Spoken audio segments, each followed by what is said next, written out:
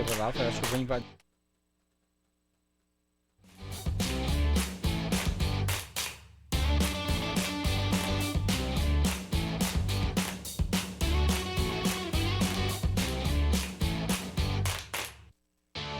Do que ser inimigo. Opa, no ar, gente! E aí, diferentões, estamos na estreia do nosso podcast. Boa noite, diferentões. Bom dia, diferentões. Boa tarde, diferentões. A hora que vocês ouvirem, vai estar valendo. E é isso aí. Hoje nós temos um convidado, o nosso primeiro convidado, que é Lucas Lipaus. Olá, pessoal, tudo bem? Tudo bem, querido? Tudo ótimo, e vocês? Eu acho que o papo hoje vai rolar em torno de música, porque ele é do universo da música. E aí, conta aí quem você é. Bom, muito prazer, meu nome é Lucas Lipaus, eu sou guitarrista, músico, eu sou produtor também. Atualmente eu trabalho também na parte de editoras musicais, com direitos autorais, tudo isso. E por enquanto é isso. Pois é, ele tem bagagem. Só vamos retirar esse conteúdo dele hoje. E aí, Lucas, eu fiquei sabendo que você, como eu, é meio viciado em mídias físicas. Sim, na verdade foi até um hábito que eu criei muito agora. Questão de colecionar vinis e tudo mais, procurar isso. E eu comecei a criar muita, principalmente essa questão de paixão por, vamos dizer assim, paixão, né, por vinis. Muito por uma questão de que eu percebi que é uma forma de eu conseguir me concentrar, conseguir ouvir discos mais, consumir música de uma forma, ouvir um disco inteiro, vamos dizer assim. E também uma forma também de fazer com que a casa participe, né? O ambiente casa participe também desse processo de ouvir a mesma música e tudo mais. E é até uma coisa até curioso falar isso, né? Porque hoje em dia, por exemplo, se a gente pensa... É claro, eu adoro Spotify, eu adoro usar a mídia digital, mas normalmente eu sou muito mais fechado, né? Vamos dizer assim. Eu fico só mais ouvindo no fone, no meu canto e tal. E é uma forma de eu conseguir, botar uma música no ambiente. Explicando? Você sabe que esse lance das mídias físicas, eu gosto muito da arte. Eu sinto falta da arte, daquela característica Você das segurar, cores, assim, né? o encarte. Mas a gente tá nós somos meio cringes, né? A gente pegou essa fase, eu e ele, nós somos mais velhos. Então eu sinto falta de pegar, de ver a cor do vinil e tal. Algumas bandas estão revivendo isso. Sim, sim. E eu acho legal. Eu acho legal também. É uma forma até de você dar, vamos dizer assim, da fisicalidade, né, pra música, pro consumo. E até porque, querendo ou não, coisas físicas, a gente costuma muito criar memórias com as coisas. Que nem, por exemplo, você vai pra um show, você gosta da banda, você acaba levando alguma coisa. Pode ser uma camiseta, pode ser um vinil, pode ser um CD. É uma forma até de você lembrar de um momento da sua vida que foi legal, de alguma coisa, assim. Memórias afetivas. Sim, exatamente. Eu acho que muitas vezes coisas voltadas para físicos envolvem muito essa questão de memória, dessa coisa de de você se ligar, você se lembrar de um momento que é bom. E é isso que muitas vezes faz as pessoas quererem consumir, às vezes até mesmo colecionar. Eu acho que por isso mesmo, eu acho que o vinil e a cassete e afins, eles vão estar sempre por aqui, de alguma forma. Eu acho que sim. Até porque, por exemplo, sempre quando acontece um formato novo, é até interessante a gente falar isso, porque um formato meio que matou o outro, vamos assim, matar entre aspas. Sim. Que nem, por exemplo, vamos pensando na história da indústria fonográfica, vai. Tinha a rádio, aí de repente pessoas começaram a comprar mídias físicas para tocar nas casas delas. Muitas vezes as pessoas achavam que as pessoas iam parar de ouvir rádio, só que não. Muitas vezes, depois começou a ver o vinil, que é uma tecnologia mais avançada, né? Desculpa, eu não lembro o que era antes era um outro tipo de disco, né? Na verdade o disco mudou, ele era uma laca, né? Era uma laca meio pesada e sim, quebradiça que tocava nos gramofones. Aí veio o vinil, sim. né? Na verdade, antes veio um formato intermediário, que era o compacto, que eu também gosto pra caramba. Aí veio o formato long play, que virou vinil e tal. E aí, segue daí. Depois o cassete, assim, ou foi paralelo, de repente o cassete com o vinil. Depois veio o cassete. O cassete até era uma forma mais barata de você consumir música, né? Inclusive, dizem que muita pirataria surgiu na época por conta delas, né? Bootlegs. Bootlegs, tudo. Inclusive o mixtape. Isso aí, mixtape. E os artistas, eles gravavam seus trabalhos em fitinhas e saíam distribuindo para as gravadoras e afins para tentarem se mostrar. Exato. E aí a gente fala do vinil, de repente aparece o CD, aí a pessoa já fala que é a morte do vinil. Aí do CD a gente vai pro download, MP3, já começa o MP3, a pessoa já fala que é morte da indústria musical, que é morte de sei lá o quê. Só que é muito interessante que o download também sofreu uma morte, tecnicamente, que é a morte que é pelo streaming. E eu acho que o streaming, inclusive, está sofrendo uma morte já pelas redes sociais em relação ao TikTok e o Instagram hoje, que é uma espécie de TikTok, né? Mas calma lá, vamos chegar nisso. Calma, vamos continuar. É uma discussão complexa. É muito complexa. Vamos continuar. Você ouviu falar de um produtor musical chamado Regis Tadeu? Sim, conheço. Você sabe que ele lava os discos dele tomando banho, né? Você já ouviu essa lenda aí? Não. Você não tem esse hábito, né? Eu, pelo menos, os meus, eu pego, lavo com uma esponjinha neutra, na pia mesmo, deixo lá lavando. Como você faz a higienização do seu equipamento? Eu pego uma bucha, jogo sabão neutro, enxago e jogo, cara. Mas tomar banho... Então, tem algumas pessoas que têm esse hábito, cara. Que exótico. Você falou que é emocional, que é uma coisa assim, só que as pessoas acham que tem emoção demais no equipamento, né? Eu nem sei se isso é tão higiênico, cara. E o que eu acho meio estranho é porque, assim, pra um cara que é dentista, fazer um bagulho desse, eu acho meio estranho, né, ele fala isso no próprios canais deles. Daí eu já vi ele várias vezes falando, não, a melhor forma que tem é tomar banho com disco. Eu discordo. Eu também. Bom, cada um com Vai que é um fetiche. E, por exemplo, existe uma questão que eu sempre brigo com isso e eu queria a sua opinião. Certo. A qualidade da mídia física, muita gente fala que é superior à mídia digital. Você acha que isso convém e tal? Eu acho que não. Porque tem várias e várias questões. Por exemplo, o que tem mais qualidade? Um arquivo FLAC, que é digital, ou você pegar, por exemplo, um vinil que foi prensado a partir de um MP3 vagabundo e você tocar naquelas vitrolinhas, aquelas maletinhas. Com todo respeito às maletinhas, mas, gente, achar que aquilo lá é boa qualidade sonora, não é. Famosa matadoras de vinil, né? Exatamente. E tem uma coisa também, né, do tipo... por exemplo, tem essa coisa... e muitas vezes, por exemplo, para você ter aquele som ideal, tudo mais, às vezes você tem que ter um equipamento que você não tem. Até porque não é muito acessível, vamos e convenhamos. Olha, falando sobre isso de qualidade, é relativo, é bem subjetivo, na verdade. Porque eu vou dar um exemplo, que eu tive o vinil do Smashing Pumpkins, Simon's Dream. E ele tinha um outro toque, era muito mais emoção ouvir no vinil. E eu sei que eu emprestei, alguém riscou, e eu dei pra alguma amiga, e eu me arrependi. E eu adquiri o CD, e não é tão legal quanto. Eu não sei te explicar isso. Cara, mas não é. Mas sabe uma coisa que às vezes eu fico pensando? Algumas coisas, às vezes, tipo, uma coisa que eu percebo muito que às vezes a gente tem na nossa cabeça é uma questão de nostalgia. Às vezes, tipo, a gente tem uma ideia de que o negócio era muito bom, e, tipo, de repente você ouve e você fica... não é. Eu gosto de Smash Pumpkins, eu adoro esse disco.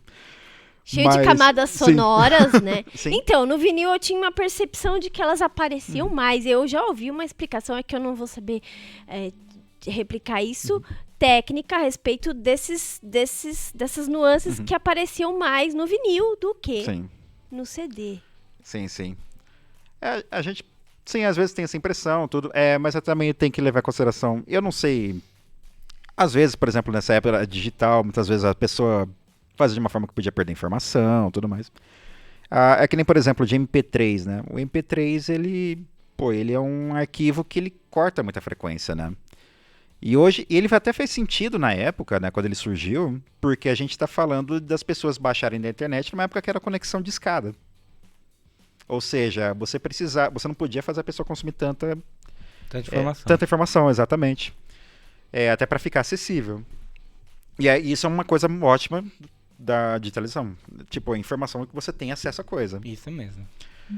Agora, Mas agora quando você vê, né, a questão de qualidade, do tipo... quem que tem muito essa pira de... inclusive, Neil Young, né? Young. O Jô Soares, inclusive, ele fez um programa dele em que ele levou um equipamento dele lá e comparou os dois ao vivo. E realmente, no equipamento dele, né, que devia custar milhões, ficou maravilhoso, né? Assim, ele como que se fala? É fonoaudiólogo, né? Fonoaudiólogo. Ele tinha um filho que, infelizmente, que morreu antes dele, né? Que tinha ouvido absoluto. E aí ele já dava todas as dicas pra ele também ter o melhor equipamento, né? Ah, sim. Mas a questão do tipo... Pera, gente, desculpa. Okay. Deixa eu falar um pouco, então. Eu acho assim, o que acontece muito é o que você está querendo dizer.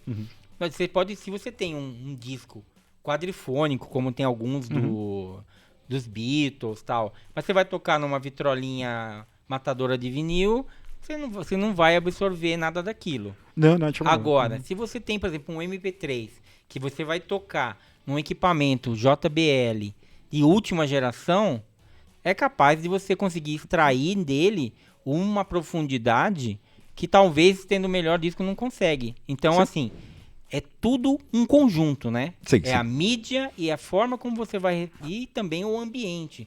É tudo um conjunto. Sim, concordo plenamente. Inclusive, por exemplo, existem até plataformas de streaming, né? Que elas, inclusive, têm como foco galera que é do fonoaudiólogo. Isso. Mas vamos parar de papinho técnico. Okay, e aí, o que você anda ouvindo, não importa em qual mídia que esteja, o que você anda ouvindo no momento, musicalmente falando. Você diz de banda? Arte. Isso mesmo. Cara, de banda. Bem, eu tenho ouvido muito uma banda chamada Viagra Boys.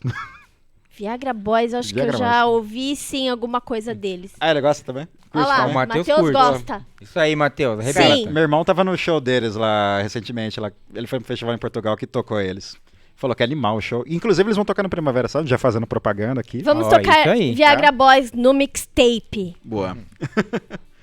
Eu tenho ouvido muito Viagra Boys, Idols também. Tenho ouvido muito. Idols vai rolar uma amanhã? Oi? Idols vai rolar uma amanhã. Uma vai faixa amanhã. Que maneiro. Se preparem amanhã. Foi animal esse disco novo deles. Deixa eu ver o que mais que eu tenho ouvido. Eu tenho ouvido muito MPB também. Eu tenho caçado mais coisas mais antigas e tal, ouvindo. Recentemente eu tava até conversando com um amigo meu, ele apresentou lá uma banda que eu não conhecia chamada Os Brasões, dos anos 60. Legal, eu conheço. Animal. Eu não conhecia. Eu tenho um disquinho dele, compacto. Legal. E tenho ouvido muito, por exemplo, deixa eu ver, revivendo. Por exemplo, eu tenho ouvido muito Arthur Verocai também, que é um cara que eu gosto muito também. E é muito interessante. Não sei se você sabe a história desse primeiro disco dele, né? Não. Conta tudo. Claro, se eu estiver errado, podem corrigir, mas o Arthur Verocai, ele era um produtor de estúdio e tudo mais, arranjista e tal. E ele fez o primeiro disco dele solo, acho que foi lançado em 72, 73. Só que o disco foi um fracasso de vendas, porque é um disco muito experimental, ele tem uns arranjos bem diferentões mesmo. Dos nossos, sim. Então. E aí ele acabou meio que sendo... esse disco acabou sendo deixado de lado. E, inclusive, ele virou até motivo de chacota nos estúdios. Chegavam pra ele e falar, cuidado, quando for fazer arranjo, cuidado pra fazer tipo aquele negócio que você fez lá do seu disco lá, viu? Ele foi desse nível.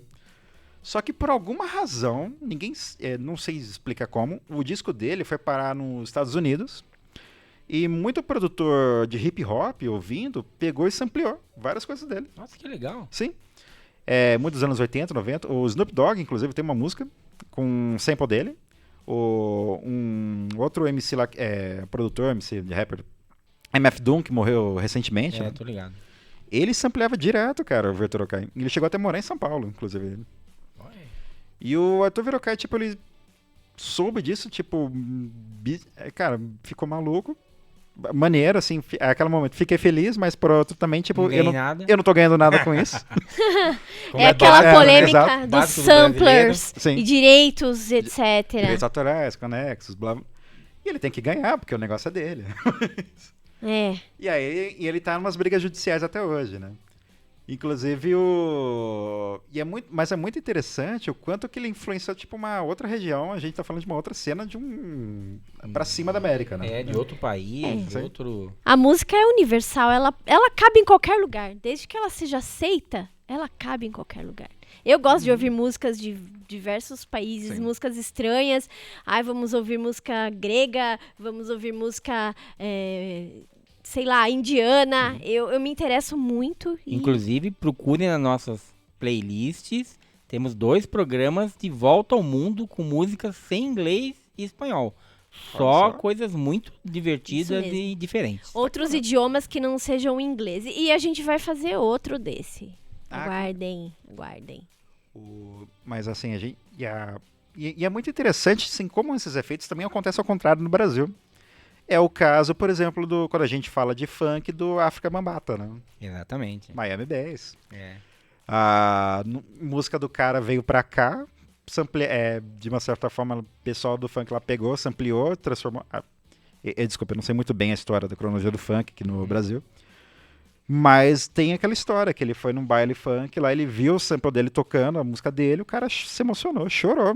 Tipo, cara, minha música criou uma cena, né? Criou um movimento musical. Ao contrário do pessoal do front, que ficou bem pé quando viu a música dele ampliada, né? Do Tigrão lá, lembra? O Front Too Forte.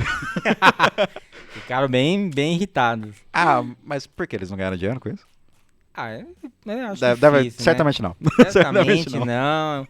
Deve ter rolado uma DR forte nesse povo aí. E falando em música, qual é o valor do DJ pra você? Cara, o valor do DJ... Nossa, mas que pergunta.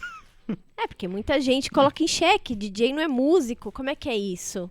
Cara, eu sempre esqueço se é um filme, se é um documentário, mas é alguma coisa envolvendo a Factory, desses movimentos anos 80, 90 na Inglaterra, que um cara, ele tava fazendo uma festa e tal, e ele, de repente, ele vê que um DJ lá, que ele tá sendo super mais aplaudido do que a banda. E ele fala, cara, isso é um fenômeno, primeira vez que eu vejo isso. E eu acho que assim, o DJ hoje, eu enxergo ele... Mas por que você tá falando tudo isso, né? Mas o que eu tô falando é que assim, é a partir desses momentos que você for parar pensando nos anos 80, que o DJ ele tem um papel, assim, fundamental. Ele é um cara que, por exemplo, consegue trazer um mood pra festa, deixar a festa legal ou não. E essas coisas exigem muito feeling, exigem muita... bagagem musical. Traquejo, assim, também, né? Entender o público ali que está no momento. É que nem, por exemplo, você criticar o trabalho do sonoplasta. É só apertar botão e tal. Mas você acha que... Mas assim, a sonoplastia bem feita, ela faz toda a diferença. É que nem, por exemplo, a gente fica... Hoje, até pouco tempo atrás, tava meme lá, os programas do Rodrigo Faro. Isso. Do Ratinho. Tipo, ele gosta. Mas... Ratinho! Exato. Mas assim, pro cara ter, o profissional, para ele ter aquele feeling, para saber os momentos certos, ele não é qualquer um. Se fosse qualquer um, qualquer pessoa tava lá fazendo. É a mesma coisa pro DJ, assim. Por que aquele DJ lá, o cara tocando, a galera tá? Porque o cara tem valor. A função dele tem valor, né? Então, do tipo, se é música ou não, cara, hoje em dia eu considero esse conceito de música um negócio tão... Falar o que é música, o que não é tão vazio, né? Eu acho, até porque, assim, a gente pensando em arte, a verdade é que, assim, o que é arte morreu. Desde os anos 20, com o movimento da Dadaísmo na França, lá, quando o cara pegou um mijatório, lá, mictório, eu esqueci, do Champ, né? Do Champ, desculpa. No momento que ele fez isso, ele tá falando, cara, arte é tudo, é nada, qualquer coisa, dane-se, né? Exatamente. Por que a música não pode ser igual? Por que um profissional não pode ser igual, né? E tem uma linha muito tênue entre arte e produto. O que é arte, o que é produto? Eu uso como exemplo, por exemplo, eu trabalho com fotografia também, né? Sim. E aí muita gente chega pra mim e fala, não, porque fotografia era como era antigamente, com a máquina analógica, revelando. Aí eu olho sempre pra pessoa e falo assim, cara, você já revelou alguma coisa? Você sabe o sofrimento que era aquilo? Você sabe o quanto demorava? Você ter que bater, assim. Qual é o objetivo da fotografia? O objetivo da fotografia é você ter uma bela imagem. Não fazer uma ginástica de 3 semanas para ter uma imagem. Então, assim, o digital ele veio para ajudar. eu vejo também a música nisso, né? Pessoal, não, para você ser um músico, você tem que fazer conservatório e ter conhecimento em 10 instrumentos, tal. Não, às vezes você tendo uma ideia, tendo o feeling, e se você conseguir transformar isso através do digital, eu já considero a pessoa um artista, um músico. O que você pensa disso? Eu vou, acho que na mesma linha de raciocínio que você. Até porque, querendo ou não, até a gente tá brigando, a pessoa refletir isso, tá batendo contra essa coisa dos anos 20 e tal. E principalmente essa coisa de punk rock, anos 70, do tipo, cara, você não precisa ser um músico erudito. Nada. Não. 3 acordes, um instrumento mal afinado. Vai que e uma ideia, né? Se a música for legal, as pessoas compram, as pessoas vão gostar. Sim. Se a música, ela te disser alguma coisa, não importa o que, e for legal aquilo pra você, sim, ela é sua, você adota aquela música pra você. Existem músicas que eu ouço e falo, gente, quem gosta disso? Mas assim, tem espaço pra tudo. Sim, mas aqui tá, da mesma forma que a gente pensa, muitas vezes, como é que a pessoa pode gostar disso, vai ter o pensamento contrário, com certeza. Sim. Que nem, por exemplo, tinha uma época que eu gostava muito de ficar ouvindo uma banda chamada Sun, né? Que é basicamente uma banda de doom metal lá, que a galera botava umas capas, pegava guitarra, afinava tudo em afinação mais grave. Batia um acorde e ficava 10 minutos suando. Eu gostava, assim, porque ele criava uma atmosfera sombria, o negócio chega a ser meio assustador, assim, mas eu gostava de ouvir. Mas eu sei que é uma coisa de nicho. Se você mostrar pra qualquer pessoa, certamente a pessoa vai sair correndo. Tipo, músicas que você não vai tocar no churrasco, tá ligado? Com certeza. Eu sou bem diferentona. Essa semana eu estava ouvindo um disco de Bang Bang no YouTube, porque eu perdi o vinil. Minha mãe tinha o vinil e eu gostava muito, eu cresci ouvindo aquilo e eu gosto muito de trilha sonora de Bang Bang, acreditem. Ennio Morricone? Sim! É maravilhoso. É demais! E eu tava ouvindo isso, mas eu fiquei pensando, gente, será que eu consigo compartilhar isso com alguém em algum momento? Chamei o Gabriel Tomás e perguntei, você tem esse vinil? E a gente ficou trocando ideias sobre isso. E ele também gosta, que maneiro, tal. Essas trilhas e tal, eu gosto bastante de trilha, né? Também gosto muito de filmes e tudo. Mas essa coisa de Bang Bang, principalmente do Ennio Morricone, eu acho muito...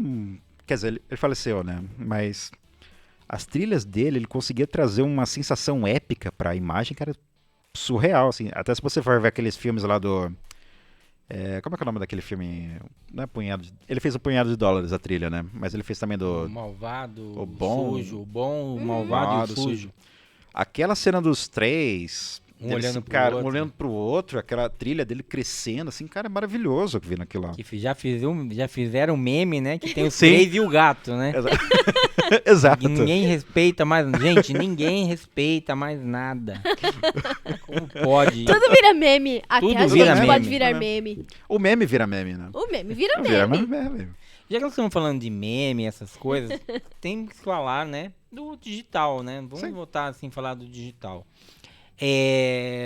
As músicas começaram, né, nos anos 90 tal, começou com aqueles musicais de seriado, tipo aquela série, nossa, Friends, não, mas tinha uma que era só música, você lembra?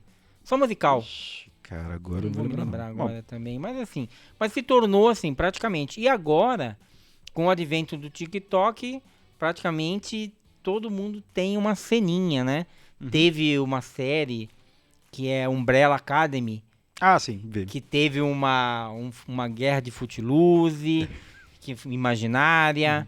Daí Stranger Things, que nós tivemos aquele duelo do mal contra o bem, com Metallica no fundo. Sim, sim. Fantástico. E até a interpretação de Dua Lipa no maldito Resident Evil, aquela série horrível. Nossa, putz, eu acho que ela deve ser vergonhoso, tanto, né? Cara, ter feito aquilo. Vergonhoso. Coitada da Dua Lipa, gente. Não, e é muito engraçado que essa série faz os filmes do Resident Evil lá do... faz os filmes ficarem maravilhosos. Nossa, a série é terrível, gente.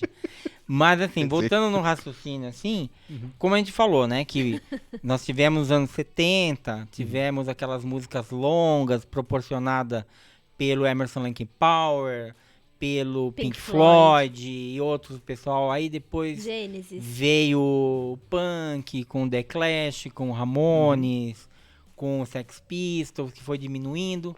E agora nós vemos isso acontecer de novo, né? Vendo o pop sendo sintetizado dessa maneira, assim. Você acha que essa é uma coisa que acontece com ciclos? Ou que ainda vai continuar? O que você pensa? Qual é a sua opinião?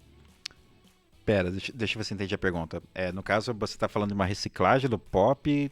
Que, por exemplo, nós tivemos... houve o período... né, do progressivo, aí o pessoal se cansou e partiu para uma coisa mais rápida e tal. Aí nós tivemos o período, no começo dos anos 2000 e tal, várias coisas pop, raves, né? As waves Foi o Psy, o Rave. Isso. E aí acabou que agora o pessoal tá fazendo essas coisas bem curtinhas, entendeu? Eu interpreto como isso é um ciclo, uma autofagia, né? O que você pensa? Então, assim? Dessa coisa das músicas mais curtas e tudo mais, nesse caso, a gente está falando de um formato proposto pela indústria. É que nem, por exemplo, você pega os discos dos anos 60, 70, 80, e eles tinham no máximo 40 minutos, porque era o que cabia num vinil. Então, aí nós entramos num ponto que eu ia dizer. Você sabe que antes dos LPs, né, dos long play, tinha os compactos. Sim. Certo. Os Beatles, antes de lançarem os primeiros discos, eles tiveram uma longa negócio de compacto. Exatamente, que era o quê? A indústria falava, o que eu tenho para te fornecer é isso. E aí, com a evolução do maquinário, criou-se o LP e tal, e aí, né, estamos tudo nisso. Então, como eu disse, é algo que hoje, que nem você falou, que a empresa que está fornecendo, uma indústria que está fornecendo esse formato do TikTok, né? Inclusive, por exemplo, e é muito interessante até uma coisa que você percebe, até não só a quantidade de músicas, mas, por exemplo, a ordem das músicas é muito influenciada por essa questão de tecnologia. Isso. É aquela coisa, no LP, a primeira, segunda, sexta e sétima são sempre as melhores músicas, né? Isso. Porque são sempre as primeiras e dizem que quanto maior a volta, melhor é a qualidade. No CD isso morreu um pouco. Sim. Os discos ficaram mais longos, porque o compacto cabia mais. E você conseguia fazer uma coisa mais narrativa, né? Por exemplo, conseguia deixar o disco muito bom, botava as melhores músicas abria bem, as médias deixava no meio. E as excelentes também você botava no final pra fazer a galera pra ouvir tudo. Mas vocês estavam falando sobre as músicas serem breves. Eu acho que o ser humano ele já não tem mais paciência pra uma música de 10 minutos. Então, mas eu não sei. Então, sim. Mas acontece que é o seguinte, então é até uma coisa a gente falando de tecnologia, né? Mas por exemplo, hoje em dia o que a indústria quer? Quer fazer viral. Imediatismo. Que nem, por exemplo, a gente tá vendo o último viral que teve foi o Acorda Pedrinho, né? Do Jovem Dionísio. Nossa. Eu conheço pessoas que nem sequer ouviram essa música no Spotify. Mas elas já conhecem a música e tudo mais. Tipo, elas só consumiram 10 segundos da música, seja num post e tudo mais, e ok. E eles vão tocar no Rock in Rio, né? Vão tocar no Rock in Rio. Ou seja, você tá vendo, tipo, a indústria hoje em um outro formato. Inclusive, por exemplo, alguns artistas antigos já estão reclamando disso. Eu já ouvi várias manifestações, que nem, por exemplo, a Halsey, eu não sei se falei certo o nome, desculpa, gente, mas a Halsey, por exemplo, ela fez uma reclamação do tipo da gravadora tá falando pra ela, falar pra ela que ela tem que entregar primeiro um viral e antes dela fazer o disco. Sim. E ela ficou, mas uma coisa que eu achei muito curiosa, onde é que ela fez a reclamação? No TikTok. Olha, esses dias eu repostei, até foi na página do Educar. Ele repostou de um DJ aqui, deixa eu ver se ele ele é um artista, o Kelvin Colt, e ele postou, sabe, várias páginas e tal, reclamando sobre isso, que os artistas estão sendo impelidos, né, a se tornarem mestres dos algoritmos do que mestres da sua própria arte. Então ele faz aqui uma listona e tal, e depois a Galia, eu não a conheço, mas ela repostou e chegou no Educar, Defala, e eu repostei na página do Mixtape só uma da primeira folha ali, mas é isso mesmo. Será que os artistas eles vão ter que seguir isso para mostrarem a sua arte? Você tá entendendo? Eu entendi. Só que eu acho que assim, eu acredito que as coisas sempre foram assim. Na verdade, elas estão em outros formatos. Porque, por exemplo... Concordo. Porque o que a gente está falando muitas vezes o que faz a gente pensar que nos anos 2000, 90, 80 não tinha a mesma lógica? A gente não... na época não existia TikTok, mas se existisse, ia ser a mesma coisa. Sim. Entendeu? Por exemplo, você pegava... A dinâmica é a mesma. É um pouco meio disso. Você, por exemplo, cara, eu tenho esse artista, ok, ele tá bombando música, só que eu vou tentar tirar o máximo de dinheiro possível dele. Então, o que eu faço? Se eu puder botar... Vou botar ele pra participar de filme, vou botar ele pra participar de... sei lá o que, botar ele pra fazer propaganda, vou botar ele... Pra ele aprontar um monte, dar bafão e aí Exato. virar notícia pra ele, né? Exatamente. Gerar números. E isso é uma forma... É uma lógica meio assim. A questão é que as coisas mudaram hoje. Hoje em dia, por exemplo... Só que às vezes a pessoa, tipo... Desculpa, eu tenho mania de falar enrolado, mas olhando hoje, por exemplo, o que esses artistas reclamam muito é que assim, eles foram criados numa época onde a indústria não funcionava desse jeito. É que nem, por exemplo, eu lembro que o Mike Shinoda, que era do Linkin Park, ele refez uma reclamação também dessa coisa de influencer. Mas ele vem de uma outra época da indústria também. Será que isso não tem a ver com a resistência que as pessoas têm ao novo? Porque existe até vamos pensar aqui entre nós, as pessoas, eu não uso redes sociais, eu não gosto, então eu acho que é o futuro, são as redes sociais em qualquer âmbito. Para o pessoal e para os negócios também. Por exemplo, eu tive que começar a fazer stories onde eu trabalho. Sim. E eu poderia não fazer, mas você sabe que aquilo é o que está acontecendo, é o que está gerando vendas. Hoje eu acho que na música é a mesma coisa. É a mesma coisa. Faz sentido, sim. Só que é uma coisa que eu acho muito interessante até dessa discussão de redes sociais, né? Porque, assim, é muito interessante ver o quanto que esse conceito de rede social, do tipo, uma pessoa interagindo com a outra, tá morrendo. Sim, é triste. Essa parte é triste. Inclusive, tem até uma história que a gente fala que a gente tá vivenciando a morte das redes sociais também com conta do TikTok, porque você não tá vendo mais o vídeo do seu amigo, você não tá mais vendo a foto do seu amigo, ver como é que tá o dia a dia dele. Você tá vendo hoje virais. Você tá vendo hoje correntes. Isso é uma coisa que do tipo você fica... Funciona meio que uma televisão de virais, tudo você vê, compartilha tudo. E eu acho muito... quando me falaram isso, eu comecei a repensar, cara, faz sentido, porque as últimas coisas que eu tenho visto mesmo, assim, tem aparecido pra mim, são coisas dos meus amigos, mas até amigos próximos, raramente eu tô vendo, cada vez menos.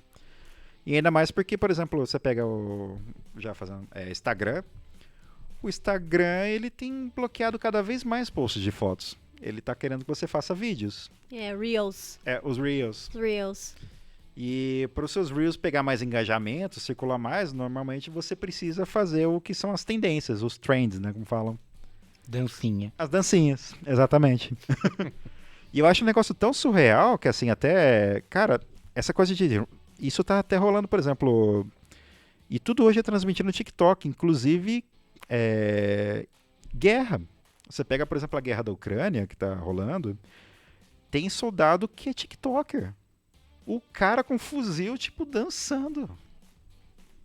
Mano, não sei o que dizer sobre isso. Mas tudo bem. Desculpa, eu viajei aqui. Mas a questão é que do tipo... só que de uma certa forma, onde eu quero chegar com tudo isso, é que muitas vezes o artista, ele não quer fazer isso, ele não quer participar desse negócio. Ele quer só que a pessoa consuma a música dele. Só que ele acaba se tornando refém disso. Entendeu? Mas isso é uma coisa até de antigamente. Sim. Porque, por exemplo, Elvis só queria tocar e no fim ele acabou tendo que fazer filmes, teve que fazer turnê. Então isso daí, como nós mesmos comentamos aqui, é um ciclo que se repete, né? Sim. É um ciclo que se repete. Por isso que eu acredito que num futuro, não sei se próximo, tal, as coisas vão começar a ficar longas de novo. Vejamos, vamos ver, né? Talvez fique. Eu acredito, porque o pessoal vai cansar. Porque o curto, você recebe muita informação. E até nós estávamos comentando, né? Sim. Que tá tendo até muitas pessoas estão tendo um problema de atenção. Estão tendo diversas situações, porque são bombardeadas por uma quantidade muito grande de informação. Sim.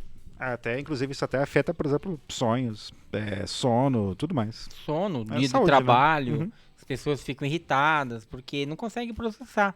Então, né, posso estar bem enganado, nós estamos fazendo aqui uma projeção futura, sim, mas nada me diz que daqui a pouco volta aí o pessoal a ouvir Pink Floyd, falar, chega, quero ficar 1 hora ouvindo uma música Eu acho que longo, mas não tão longo, por conta de que as pessoas não têm paciência. Elas estão ali, eu estou com pressa, e você tem que atender as pessoas rapidamente. Eu acho que esse comportamento ele vai até aí para os hábitos de consumo, sim, também, a pressa.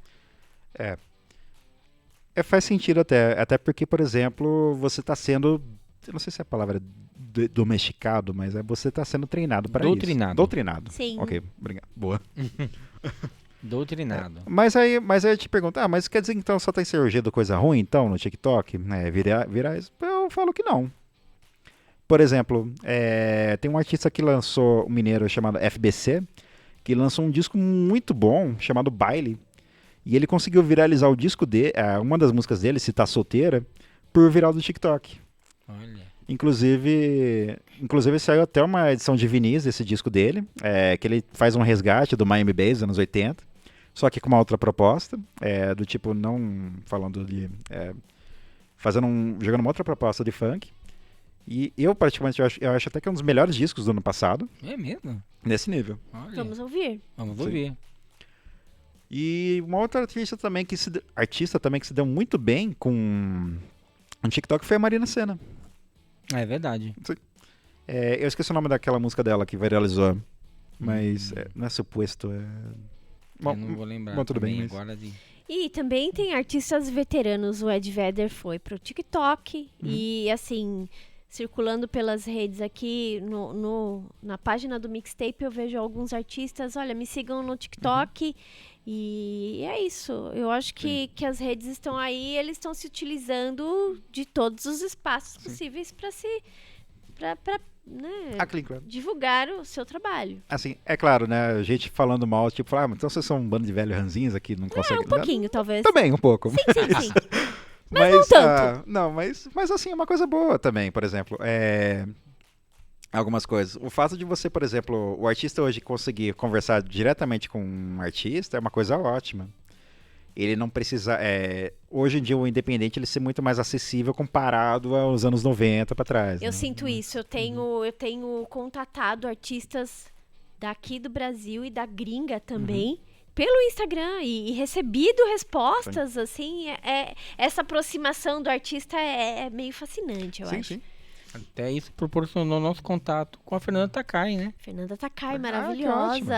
Maravilhosa. Sim. Gosto muito. Pato Fu, principalmente, gosto. Banda excelente, tudo. Eles tinham uma música que era tipo um metal com Teremin, não tinha? Isso, exatamente. Que é Eu. Inclusive o disco infantil deles eu gosto muito bem. Bom também. Tudo de bom, né? Tudo de bom. Só ainda não consegui tocar pra minha filhinha, né? Mas tudo bem. Vai chegar.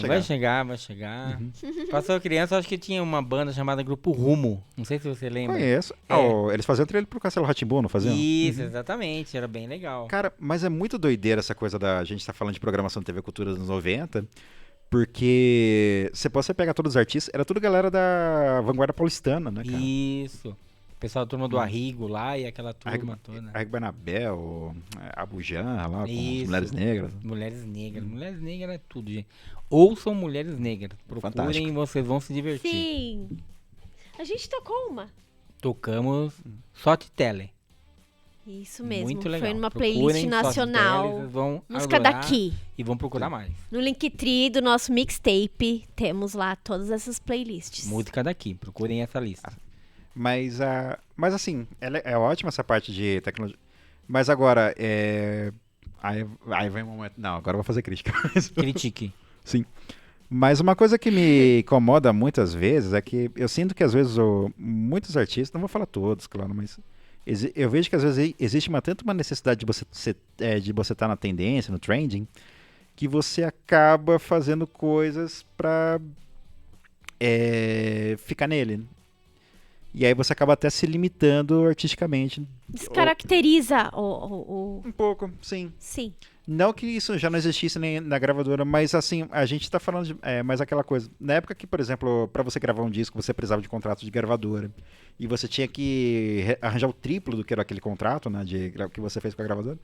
Hoje em dia você não tem. Você consegue fazer tudo sozinho. Então você não é preso artisticamente a isso. Essa é a parte boa. Que é uma parte maravilhosa. Sim.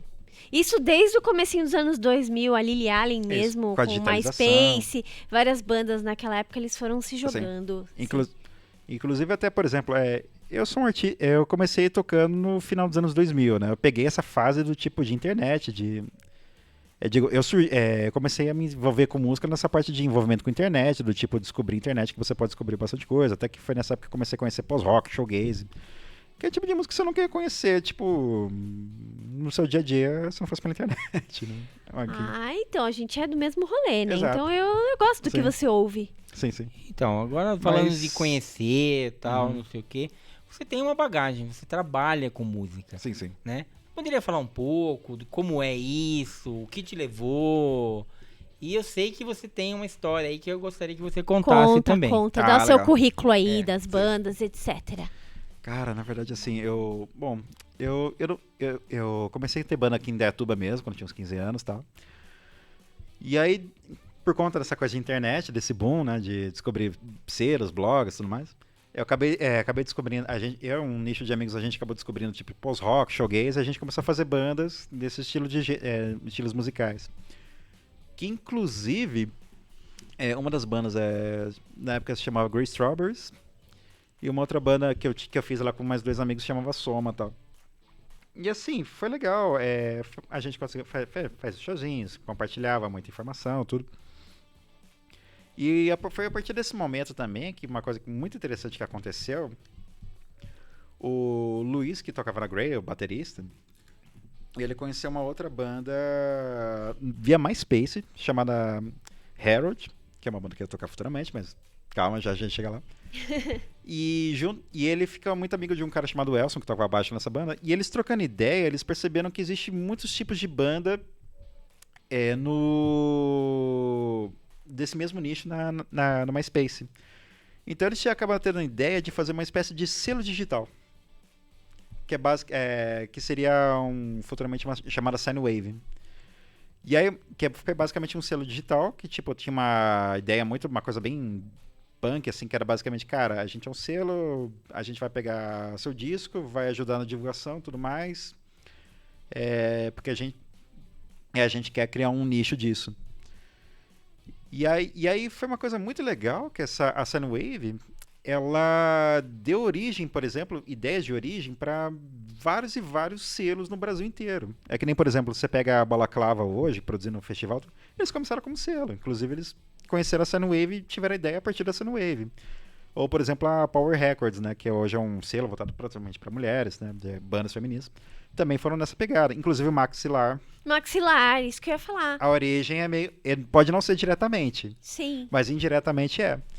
E é muito doido pensar que foi um cara de uma banda de Indaiatuba que deu toda essa origem dessa onda de novos selos, de novas formas de mercado, sim, de comercializar música. Olha que louco, tá vendo, gente? Indaiatuba tem história. É só a gente pegar e ir atrás. Exato. Foi um selo que eu acabei assumindo depois com o Elson, né? Que o Luiz ele foi morar no estrangeiro e tal. E foi um período assim, de aprendizagem muito legal, porque você via assim, cara, o quanto que tinha banda no Brasil inteiro, bandas fantásticas, sabe? Coisa que você tipo, nunca ia ouvir. E tem ainda. Tem muita coisa boa. Claro, sim, com certeza. Mas assim, eu via aquilo surgir. Inclusive a gente começou até a organizar festivaizinhos, organizar shows, várias coisas para outras bandas. Não só em São Paulo, mas, por exemplo, Foi em Curitiba, foi no Rio de Janeiro, foi em Porto Alegre também. A gente chegou a fazer bastante coisa pelo Brasil mesmo, assim. E foi tudo com um consenso de comunidade. Isso que era o mais impressionante, assim, pensando. É uma coisa que, assim, como pessoa que vivenciou muito, por exemplo, no final dos anos 2000 pro meio do... eu fiquei até na Cenoivia até mais ou menos 2018, 2017. Foi um negócio que, assim, eu fiquei impressionado. Tipo, cara, olha o poder, assim, dessa questão de construção de comunidade. Assim, as pessoas que têm o mesmo sentimento de, tipo, quererem que a música delas seja ouvida. Tipo, uma galera que se acolhe pelo nicho e tudo. E é muito legal ver o quanto que surgiu outros nichos a partir disso.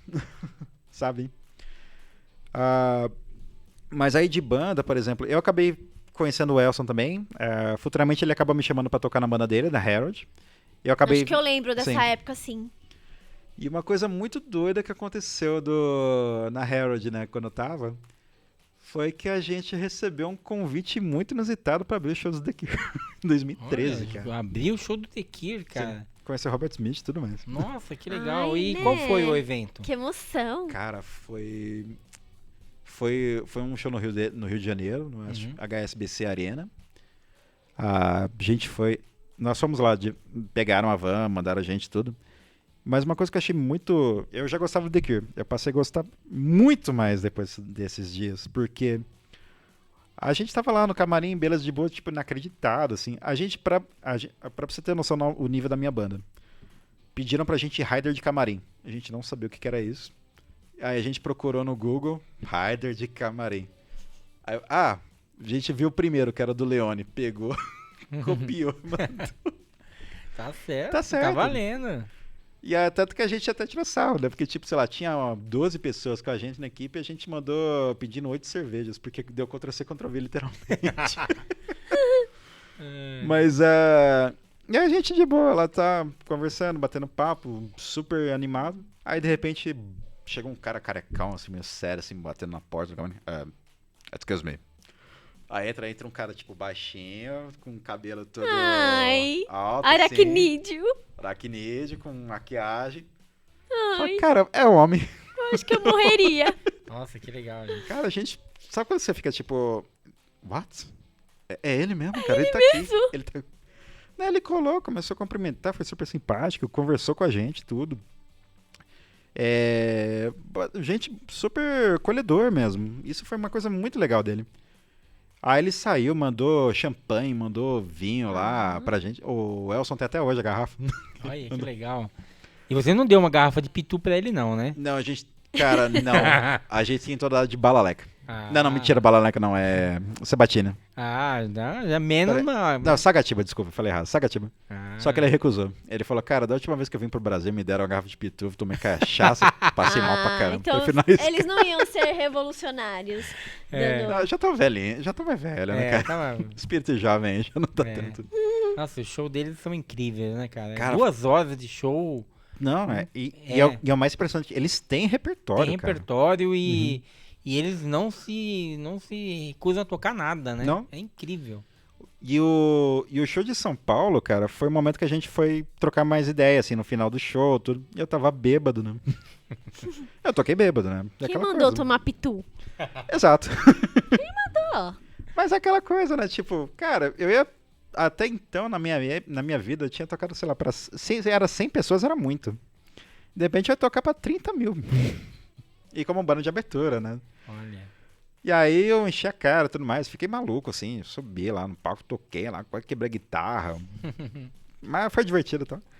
Mas E aí no final, tipo, eu vi ele, assim, bebaço, mas comecei a ter crise de choro.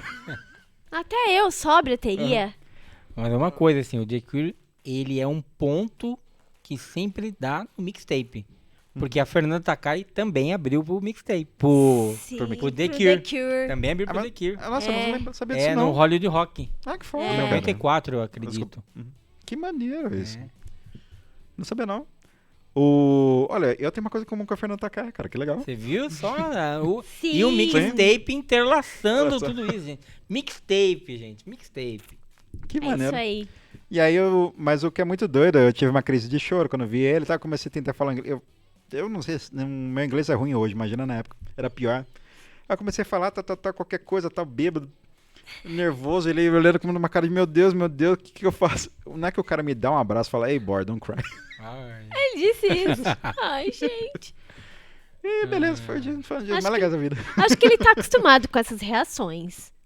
Talvez.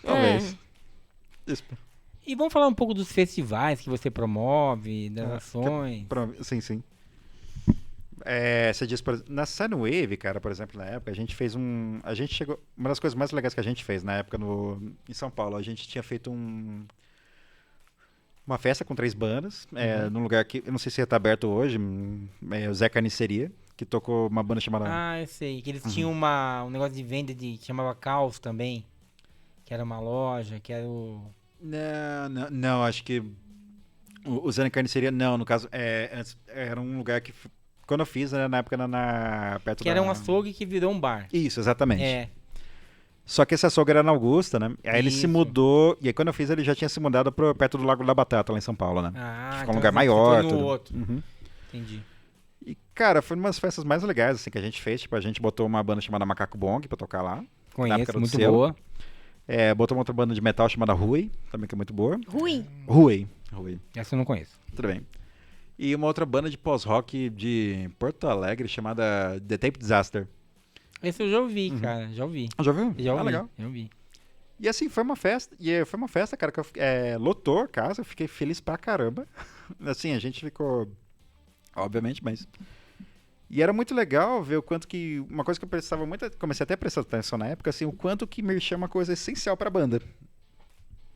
Porque, por exemplo, vende.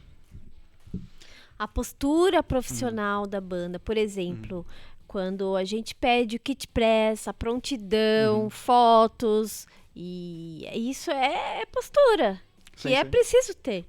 Sim. Que tá uma coisa que você vê, normalmente quando o mano se preocupa com o merchan, tudo já é um sinal de já tá se profissionalizando. Sim. E assim, tipo, eu lembro que assim, na época, a gente chegou a vender aqui uns R$2.000 de merchan. É bom pra época. Bom, né? Pra um evento relativamente pequeno, né? Sim, exatamente. E tem muita banda que circula, só consegue circular mesmo por conta de merchan, né? Você vê, tipo, o poder disso, a importância, né? Aí já vira aquela discussão do físico, né? Por exemplo, tem bandas, eu não sei se você conhece a Bideobaldi. Qual? Bideobaldi. Do Carlinhos. Acho que sei, sim. Então. Eles ganharam VMAs, né? Ficaram e vieram sempre no submundo lá. E é igual ao Autoramas, que é uma banda que tem um longo histórico e eles vivem muito de merchan, né? Vendendo os discos, vendendo seus DVDs.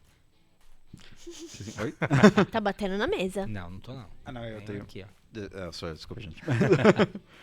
E assim, e um outro evento muito legal também que a gente tinha feito contra um selo que tinha na época chamada Howling. Tinha um evento lá que o pessoal, uma galera, Dia da Música, um festival que ele basicamente abria palco para os curadores fazerem seus próprios palcos dentro do festival. E aí a gente fez um palco no meio do Lago da Batata. Oi, que legal. E foi um palco que era assim, de frente era o palco do selo Sunwave e do outro lado do selo Howling. E era muito maneira dinâmica, por exemplo, acabava uma banda e a outra. E era assim na praça, literalmente na praça. E eu lembro que assim, foi muito divertido, foi um caos também. Lembro que teve... eu lembro que teve umas tretas, tipo, roubaram dinheiro do outro selo, cara. Conseguiram... Caramba! Foi nesse nível, assim. Eu lembro que o pessoal, eles tinham comprado cerveja, tal, pra ajudar lá nos custos, tal, com tudo. E aí o que aconteceu que a menina que tava cuidando da grana do selo, tal, ela guardou na mochila, tal, e roubaram exatamente a mochila dela. Olha, alguém tava de olho, né? No exatamente. Mínimo. Isso no mínimo. Mas teve esse problema. Mais uma coisa muito legal do Dia da Música, tipo, eles viram a história, sensibilizaram e ajudaram muito com os custos também. Isso que eu achei muito maneiro. Mas assim, foi um festival, cara. Eu lembro que a gente saiu moído, cansado, porque nós montamos a estrutura de palco, tipo, pegou os palets, ficou martelando tudo. Aí foi questão de som lá que a gente foi lá e arrumou. E foi, sei lá, do meio-dia até 8 da noite, 9. Que ano foi? Cara, isso foi 2016. Olha. Não faz muito tempo, hein? 6 anos. Não muito tempo. Não. Mas eu não sei, parece que foi um tempão já. Mas foi, cara. Mas é uma coisa muito legal que você observando tudo isso. É fácil você organizar um festival. Digo, mentira, não é fácil. É possível. Vou reformular. É possível você fazer um festival. E muitas vezes é importante mesmo você ter. Até porque, por exemplo, a gente fala do Brasil. Vamos pegar, por exemplo, festivais do Brasil. Tem o Bananada em Goiânia, tem o Festival do Sol em Natal, todos esses outros. Eles são muito importantes porque eles acabam ajudando a promover cenas locais. Eles acabam fazendo as pessoas a se interessarem mais pela essa questão de colar em shows, de viciar, e muitas vezes até quererem fazer bandas. Eu lembro uma época, por exemplo, que eu vivia a ouvir falar de banda de stoner em Goiânia. E aí uma coisa que eu lembrei muito, tem aquele festival do Monstro Discos lá. Isso. E tem o Bananada. Então, tipo, é muita coisa de galera que tá vendo banda lá de festival, se inspira, quer fazer. Pô, maneiro, vamos fazer um som nessa pegada? Vamos nessa. Você tá trazendo cultura pro lugar, né? Exatamente, isso que é importante. Enquanto você se movimentar e a cultura aparecer por ali, é válido. Sim, com certeza. Bom, e aquela coisa, investimento cultural é bom pra todo mundo. É bom até pra cidade é maravilhoso, né? Porque, por exemplo, você está movimentando uma galera que vai... É uma galera que, tipo, vai colar num lugar, vai consumir. É bom pra banda também, que ela tá criando um público dela, tá? Networking. Sim, exato.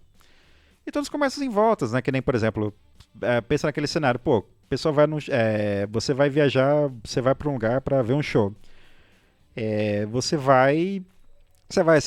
vai procurar um lugar para beber, um lugar para comer, você vai consumir. Então, você vai estar gerando dinheiro. Vai movimentar ali da cidade. Exatamente. Tanto que, por exemplo, a gente falando dessas coisas tão cultural, Carnaval, por exemplo, para o Rio de Janeiro é uma coisa essencial. Nossa. Bahia também, né? Bahia, Recife. São Paulo também agora. São Paulo. Porque movimenta muito dinheiro. A gente está falando tipo de questões hotelares, a gente está falando de questões alimentícias. Até questão de moda também, de roupa, né? Sim. Vi de exemplo K-pop, né? Exato. Que pegou um país que praticamente ninguém conhecia, ninguém ouviu falar. E hoje é uma referência, né? Cultural. Sim. total. Inclusive, com até o cinema deles ganhou um Oscar, né? Sem Parasita, filmaço. Coisa que a gente até agora, porque sempre o pessoal vem com esse papo, cultura é alta cultura. Gente, cultura é o que você come, o que você veste, o que você bebe, é o que você vive, né? Não tem essa Exatamente, é o dia a dia, né? Exato. O Gilberto Gil, inclusive, já falou isso uns 30 anos atrás já. Isso. E pra mim isso tá até hoje muito atual. Essa discussão que, tipo, cultura é só tá em... Elitizado. Gourmetizado. Exato. Não é. Não, é tudo. De repente, uma imersão que você faz em algum país, alguma comunidade muito diferente da sua e que você, às vezes, tem a tendência de achar que não é muito sofisticado, aquilo é enriquecedor. Sim, sim. Viagens são enriquecedoras. Claro. Viagem, pra mim, é investimento. Até porque você está conhecendo outras culturas e tudo mais. E muitas vezes, pra gente fazer outras coisas, a gente precisa disso. Que nem, por exemplo, vamos pegar a cena tecnobrega. A cena tecnobrega, por exemplo, no Pará, ela surgiu muito por conta de influências caribenhas, né? Tipo, guitarradas, lambadas, essas coisas, tudo mais Caribe, né? Dessa região. E assim, e você pega até mesmo essas culturas, por exemplo, o samba mesmo, por exemplo, né? Que ele foi uma adaptação, foi basicamente uma adaptação de chorinho, né? Na verdade, tinha a elite que tinha aqueles concertos com música. Aí os negros e mais pobres vieram com o chorinho, que na verdade era uma forma de imitação, né? Eles tentavam com instrumentos que eles tinham, muitos feitos à mão. E aí surgiu a roda de samba, né? Com padronizada com violão e os atabaques da cultura negra. E aí nós chegamos, nós estamos, né? Sim. Tanto é que quando isso era bem visto na cultura, foi quando o Brasil despontou, né? Vide... Nos anos 30 com o governo do... Como é o nome do presidente lá? Do Getúlio Vargas? Getúlio Vargas. Ele chegou até a fazer um decreto que o samba era música... Patrimônio. Né? Patrimônio. Então era quando o brasileiro realmente tinha orgulho, né? Falando sobre música brasileira, ela é bem respeitada no exterior, a música brasileira. Tem sido. Tem sido. Então, eu acho que ela mas eu acho que ela podia ser muito mais. Sim. Eu acho que, inclusive, por exemplo, a gente para exportar, por exemplo... A gente, por exemplo, para fazer uma coisa igual a Coreia do Sul, falta muito pouco. Muito pouco. Porque o brasileiro tem uma qualidade, um swing que poucos países têm. Ah, sim. Sem Porque dúvida. se você pegar, nem eu falei, se a gente pegar o pessoal do K-pop, você vê que é uma coisa muito artificial, né? Eles tentam simular o que os Estados Unidos fazem. De uma forma deles, né? Com o característica dele. Mas é uma coisa muito simulada. Não é a história deles. Já o brasileiro não, ele consegue pegar com o samba, com a bossa nova, com o próprio funk, que eles pegaram o funk americano, que é uma coisa, comparada com o nosso, não tem nada a ver, e ainda assim, né? Sim, sim. Tem outras coisas, né? Por exemplo, até outros nichos do Brasil, né? A gente pega, por exemplo, Hermeto Pascoal, que é jazz, né? E o cara, é mundialmente reconhecido. Mundialmente reconhecido. Quase como o Miles Davis, né? Exato. Ou até, por exemplo, você pega outro músico... E é muito curioso até esses casos de músicos brasileiros são mais reconhecidos lá fora do que aqui. Isso mesmo que eu quis dizer. Sim. Isso mesmo. Exato. Que... Arthur Moreira, por exemplo. Os vinis aparecem lá nas lojas de discos do exterior, eu vejo isso na TV, tá? E eles, olha, isso aqui é do Brasil, tal, eu tenho ouvido muito em documentários, e falam, olha isso. Sim. É doideira isso, né? É até meio estranho. Até você para pensar, sabe aquele pianista Ryuichi Sakamoto? Sim. Ele tinha até uma banda, acho que era Yellow Orchestra, uma coisa. Isso, Yellow Orchestra. Ele já declarou que uma das maiores inspirações dele é do Tom Jobim. Que ele fez, acho que foi ele que fez aquele clipe da Madonna. Eu não lembro Rain. agora. Vixe, agora você me pegou, cara. Eu acho que não tenho certeza, assim, mas acho que... Sim. Bom, e falando em música, você vai fazer um programa com a gente com a temática shoegaze. Já está favor, agendado. Maravilha. Já tá devendo já. E é isso aí. Bom, eu acho que o papo tá bom, né? Mas é isso. Já deu, gente. Puxa papel, né? A gente... né, senão o pessoal vai dormir também, né? Não quer falar um pouquinho dessas duas bandas que você tocou no nosso programa? Só pra gente... fechar? Claro. Que você já teve 2 participações no mixtape, né? Sim, verdade. Aliás, gente, obrigado demais por ter tocado, de verdade. É isso, Imagina, o mixtape é pra isso. Sim. Inclusive, uma menina que canta lá numa das músicas, ela ficou super emocionada por ter tocado em rádio. Mesmo? Sim. Manda um beijo pra ela, como ela chama? Beijo, Liu. Beijo, Liu. Ok. Então, sobre o Trema, uma das bandas foi o Trema, né? Isso. O Trema foi uma banda que eu acabei fazendo, inspirado mais na sonoridade no Wave e tudo. Acabei até me inspirando muito nessa coisa de BR Lockdown, né? Até porque eu tava num momento até meio bem sombrio, né? Toda aquela questão, tinha acabado de se mudar pra Indaiatuba. Inclusive, eu tinha perdido um tio meu, inclusive, eu lembro. pelo Covid. Mas aí eu acabei pegando tudo e acabei me inspirando para fazer toda essa disco. Inclusive eu tive uma ideia futuramente de fazer músicas curtas para justamente caberem em formato de TikTok, né? Em post de TikTok. Que aí era até uma coisa que eu até queria jogar um pouco de proposta, do tipo, um novo formato de música, né? Uma coisa que tipo cabe em posts.